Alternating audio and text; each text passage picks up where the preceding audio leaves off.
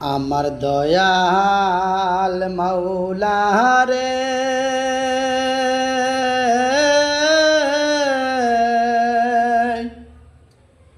আমার প্রাণের মাবুদ রে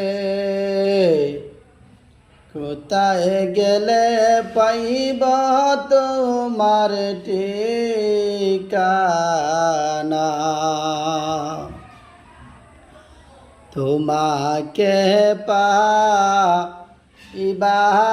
আশে